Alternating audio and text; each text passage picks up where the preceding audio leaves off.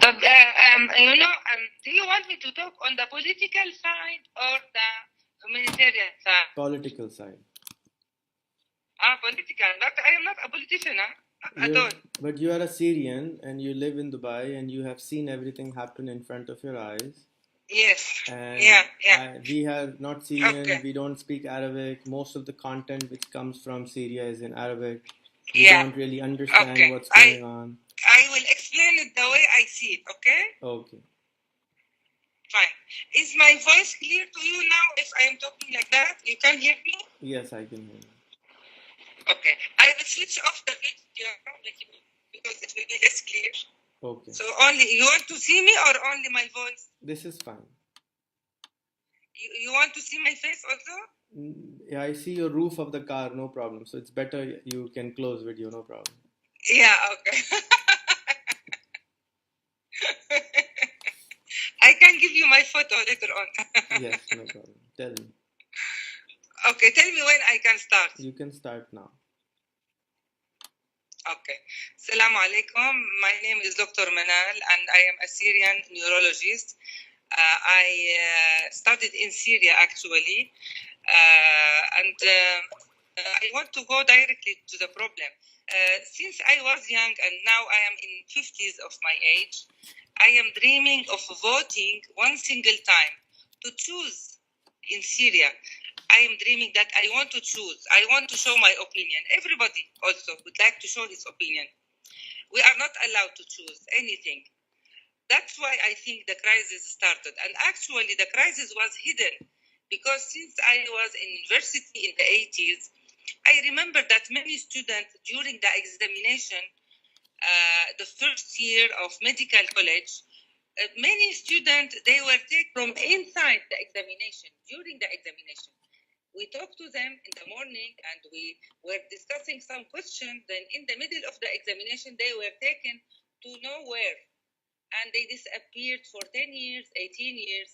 Nobody could ask about them. Nobody knows where they are. And after 18 years, we heard that some of them are out of jail. Everybody was frightened to go and visit their family and to ask what happened to them, why they were taken. We don't know until the moment anything about them. And we couldn't find the courageous to go to their houses inside Syria and ask about them. Some of them stayed, some of them went out, and some of them died, and we don't know anything about them. This story is repeatedly happening in a huge number. Nobody can imagine in the world that people inside Syrian jail are being killed of hunger, are being killed of electric shocks. They are the best people ever. They are innovators, they are doctors, they are engineers. They are the people who have really something to do, so who have the courageous to try to help community, even civil work. I'm not talking about politics. So nobody is allowed because they call it Syria al-Assad. We don't want Syria al-Assad. Syria has a heritage and Syria has thousands of years. Every stone in Syria has a story to tell. Syria is not al-Assad. But if al-Assad would like to stay in Syria and build it with us, before we wouldn't mind.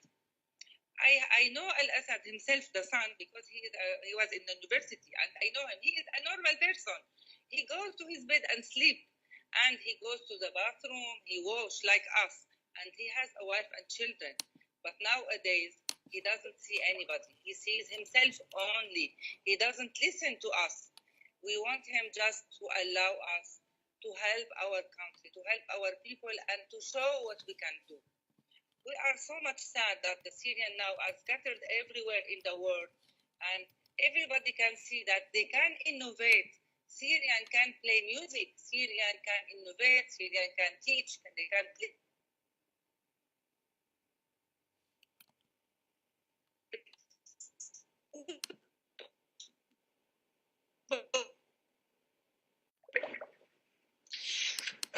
Sorry, the line is cut because I'm talking through mobile. For the time being, it's very much complicated to explain to you actually how things are going. But Al-Assad regime, he promised that he will let us fight each other. he promised that he will let us think into small detail and forget about the big detail. He is capable of doing that because he has the money and the power, and he has all the abilities, and nobody is stopping him from firing and making conflict inside Syria. He is doing all the bad things to let the people not to trust each other and not to work together.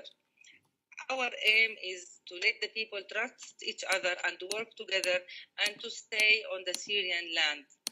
We want to stay on Syrian land. We don't want to go outside altogether and be just refugee. Even if we are internal refugee, what we are on our land. This is our main interest.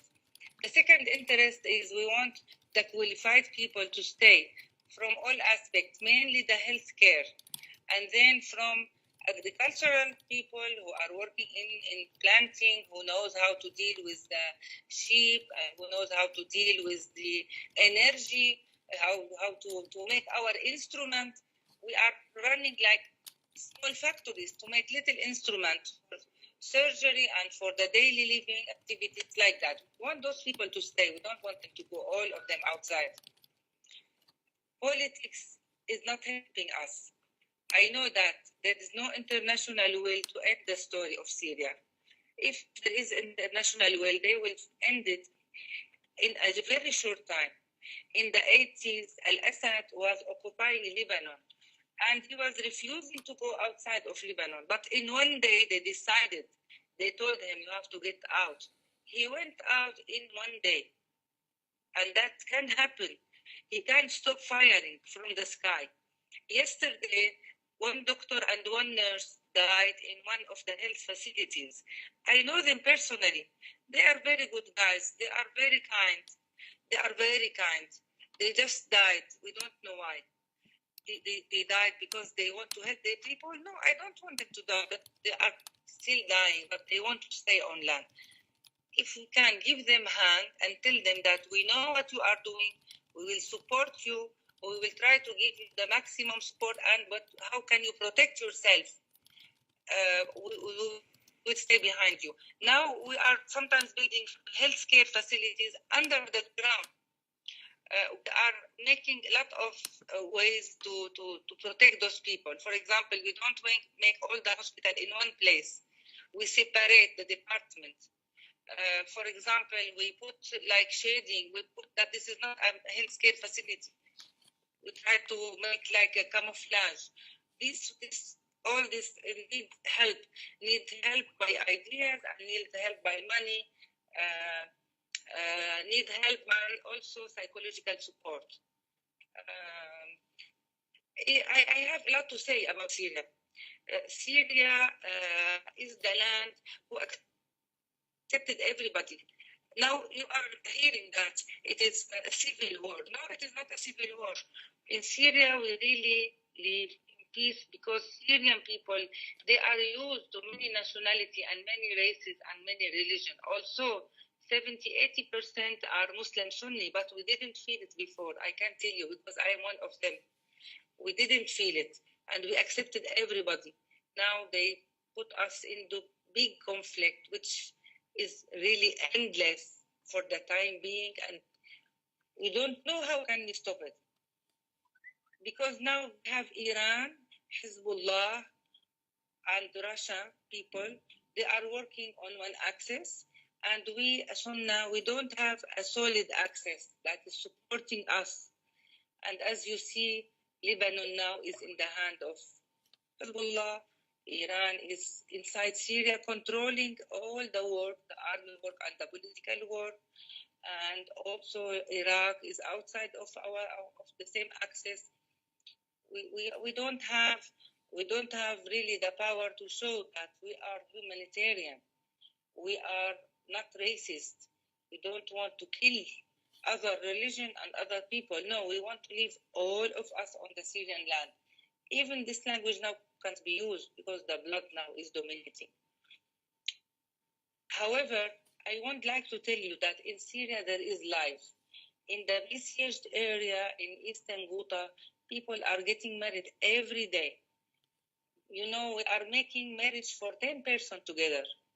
They are going to school. They are wearing new clothes in Eid al-Fitr and Eid al-Adha. They are really working. After the fire, people immediately go back to their work as if nothing is happening because they would like to stay alive. And they are truly alive. When we call them and we say, how are you? How are you doing? They tell us, no, don't worry. We are okay. We are fine. Just keep talking to us and we are fine. They are running schools. They are running even play areas. We have team for football in the BCH area. We have a lot of activities. Yani, whatever you imagine on earth, it is there on land, and that's why we want to support having the remaining of the civil society that interchange activities and interchange benefit and work together. That's what we want to do actually in area, besieged area, and what we want to do in the borders to keep the people on Syrian land. We are trying to build houses on Syrian land. We don't want them to stay in camps because the camp costs money more than building a simple house. The camp, you have to repair the camp in winter and in summer. There's no infrastructure. When you make very simple houses, it is much cheaper. That is one of our projects also. I'm talking a lot. I don't know, Rihan, if I have to go on, if you would like to ask me any question. No, this is good. Or orient me. This is good. But if we go back to the problem, how it started and how it got out of hand 4 years ago, would you tell us a little bit more about what happened 4 years ago? How did it become so big instantly? Yeah. This, as I said, the Syrian revolution or crisis started since the 80s, since Hama disaster. In Hama disaster, about 30,000 Syrians were killed within 1 week. But we didn't hear about it because there was no internet, no social, as you see the society. You can see everything now from far away. But we were really astonished that it happened really. After a couple of months, we recognized that it happened.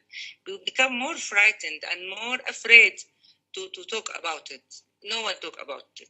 When the people show off in Egypt and in Tunisia, Syrian people started to think that maybe we can change something, maybe we can do something.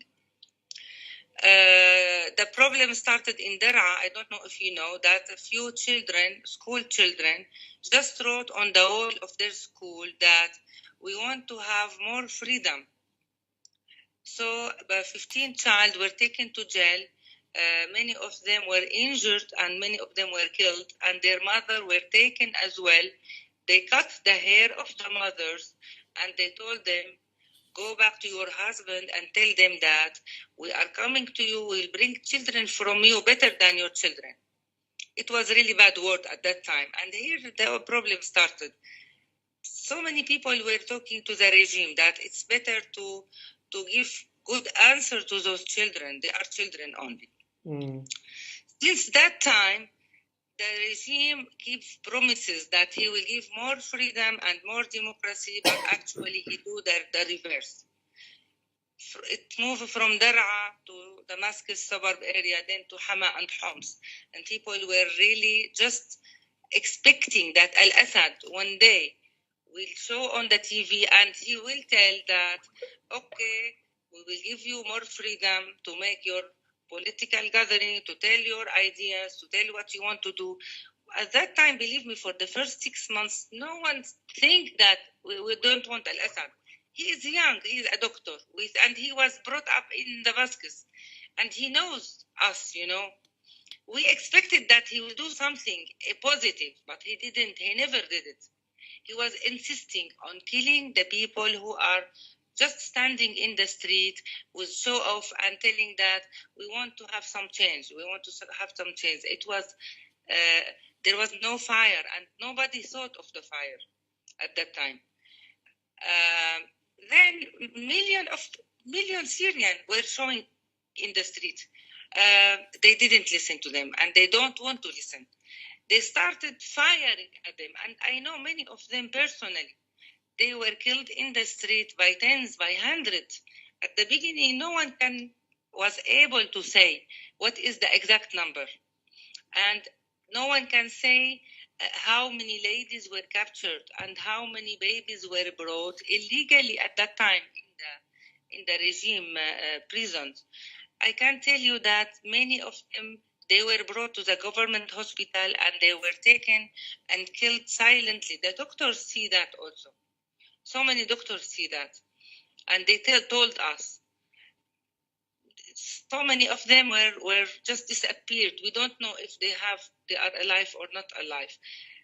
They push the people to use the gun, the arm, to change from peaceful to army. It was really pushed. We don't want that. Until the moment I tell you, it was really not our will. It was wrong. I believe that it was wrong. But how much the people can tolerate, we don't know.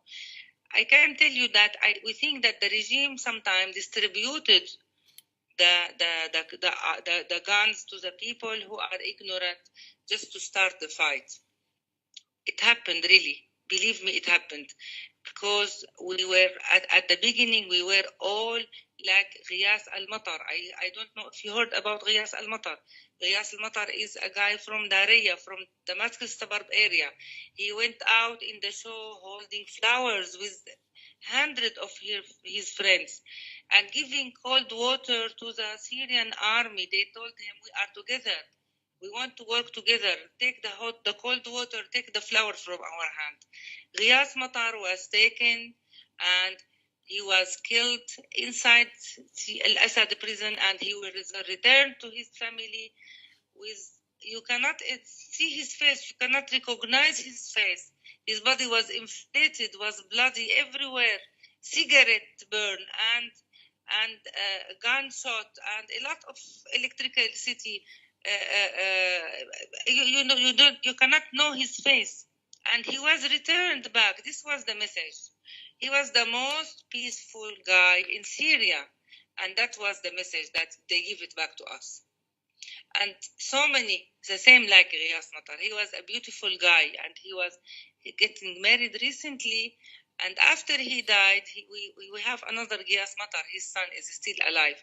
But this was the message. Since that time, people knows that Al-Assad is not going to change.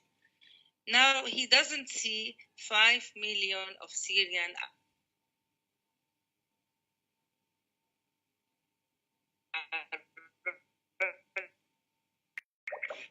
He doesn't see the 3 million of internally displaced people. He doesn't see thousands who are in jail. He just see himself and people around him. I know that the people around him are Arab, are not Kurdish, are Muslim, are Sunna, from all. It's not only Alawite, but everything is just supporting him to stay on his chair. And look what is the price now. Syria is destroyed. It is burned. Last month, they burned the most important area inside Damascus, the old town, which is 5,000 years old. They are burning Syria now just for Al-Assad to stay. And I think that the most important point to stop the crisis is for Al-Assad to go out. Then I think we can talk to each other. That's what I believe. That is my belief. And as I said, I know him personally. He was the next year after me in university. And at that time, we didn't think that he is to that extent. He is really like Neron of Italy, that he's about to burn Syria. You don't think. We think that he is surrounded by more external power. It is not from himself, but he's becoming the symbol of burning Syria. That's what I can say now. Excuse me, I have to go to my work. As I said, I am a doctor and they are calling me now in the hospital. Rihan, thank you very much. I am happy so much when I explain to everybody in the world. I know that so many people would like to know. Their heart are with the poor people. The poor people are paying the most price because they cannot. They are the people who cannot stand it, and they are the ones who are hidden. Nobody see them.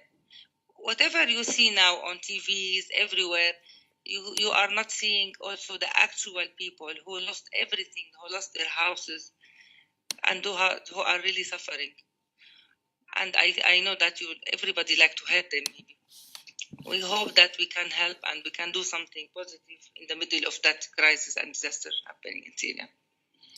Inshallah. Thank you so much for your time, Dr. Manal, for explaining this. And I think your plan changed. We were supposed to talk in 10 minutes, but it went on, Alhamdulillah. Yeah, I can talk for hours, but because they are calling me. Okay. Thank you very much, Rehan. Okay, Dr. Manal. Thank you so much. Thanks a lot. We will talk, huh? Okay, inshallah. Assalamu alaikum. Inshallah. Assalamu alaikum.